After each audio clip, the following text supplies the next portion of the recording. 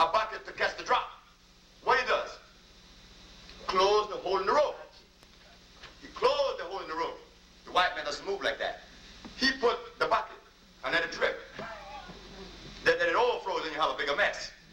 So as Africans, we always approach things from a natural perspective. Always. But you and many other Africans like myself and many more who go to school and learn the perspective of medicine that is known as the allopathic, is that African? No. So what business do we have with it? God did not give us that. You see, the African knew everything. And I know that. But the African today, not only in Africa, because he's a violator too. He's a gross violator. Imagine the Kikuyu, right? Doesn't he drink cow milk and blood? And doesn't he die very young because of a liver condition? Sure. But now we're growing. We're growing now, right? And we're learning. There could be no marriage with the allopathic and the natural. Because one is carcinogen and one is natural. One is eroding and one is nourishing. There's a difference. The pH of 7 makes a big difference. The pH in the allopathic medicine is below 5, which is acid. But all the herbs is above 9. This is on the halogen ion scale. pH, yes. Yeah, but while we're still on the topic about motherland Africa, let's also discuss malaria. What are your views on that? Malaria, again, is a deficiency of phyllinic acid, they call it. Phyllinic in the liver. It does not protect you. Meaning that your immune system is what? Shut down. That's right. That's the only way. That's right. As a man who's a medical student, but he can understand, and you do too. And all of us have that. There's nobody in here that's crazy or less intelligent. We understand when something is consistent, we understand it. So when you have any disease, that doesn't only go for malaria. What about for TB? What about for pneumonia? What about for asthma? Your immune system has been lowered. If your immune system was up to par, you would not have any disease manifesting. Sir, the sister then you. Yes, ma'am. Dr. Sebi, I was wondering, in regards to your list of foods that are detrimental and foods that you should eat, I've never been a bread eater. I started eating the rye bread and eating the wild rice. And I've been eating it almost every day because I've fallen in love with it. And I was just wondering, can you eat that in excess? Can I eat too much? Like some mornings if the rye bread is 100% rye, you can eat it for the rest of your life and it will not hurt you. That's the one protective measure that the naturalness has. If it's natural, the only thing that you're going to get is tired of it, but you're going to get healthier every day. And the wild rice? The wild rice is natural. That's the natural rice, the black one. That costs $10 a pound. Right. Okay, sure. That's the natural rice. God made that. God made... Oh, I'm glad you agree with me. That is true, sister. The wild rice has iron. It is beautifully balanced. It is strong. That's why it is black. Next one. Yeah, I want to invite you to the black church. I happen to be a preacher. That's very good. And I just couldn't sit any longer with the way you were treating the black church, since it's all we have as a people. And the next time you come in town, I'd like to introduce you to some preachers that have not only done 40-day fast, but are not eating chicken and the other meats. Yeah. Well, let me just finish. I think that there are a lot of us who've been to Africa who understand your approach to the herbs, and we have met with maybe some of the same folk you have met with. One of our problems has been to bring this into a total program with all of the things we have to do as the black church. But I would hope and pray that now that you're coming into Chicago, that you would first allow the black church to invite you and allow some preachers to sit with you. And I guarantee you that with the preachers that I know, they'll be glad to allow you in their pulpits. You'll have larger rooms than this because you'll be in the black church and not at the Hyde Park Hilton.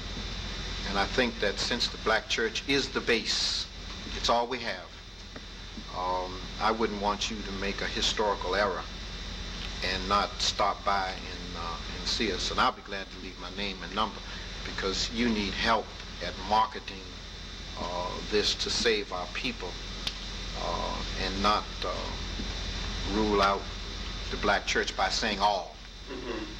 The other thing I would like to caution you, especially with young people, is this whole idea that you don't read. No, that's me. Yeah, but the point is, the fact of the matter is, my brother, that you do read. No, I don't. Could I finish my sentence? Could I finish my sentence? Because I heard you 5 times say that you do not read.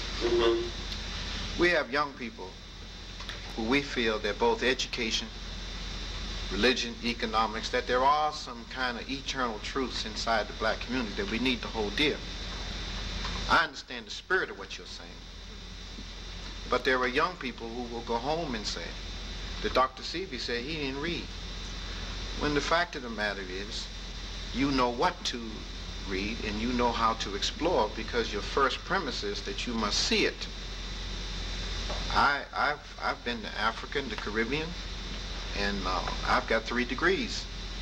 But I got a thing called common sense. That when I go and talk to the Muganga and the rest of the brothers who have the truths, I listen to them because we're oral people, which is another level of reading, because you even have to hear the words. Oh, I understand how you said reading. So so reading isn't limited to a European framework of reference, because in Africa there are no libraries. You're right. Because we operate off of oral tradition. And I understand the spirit of what you're saying. Yes, you're right. But you have, as a prophet of medicine, you have a responsibility for your language, so that I pick up your spirit because I'm spiritual. I've done 40-day fast. Know where you're coming from. We'll buy all your products today, tomorrow, and the day after. But I have a responsibility as a preacher. I can't sit no more and let you just be reckless with the language when there are a lot of people who need to know the truth without your approach. One last thing.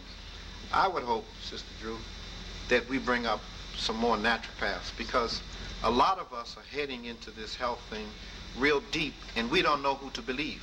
That's true.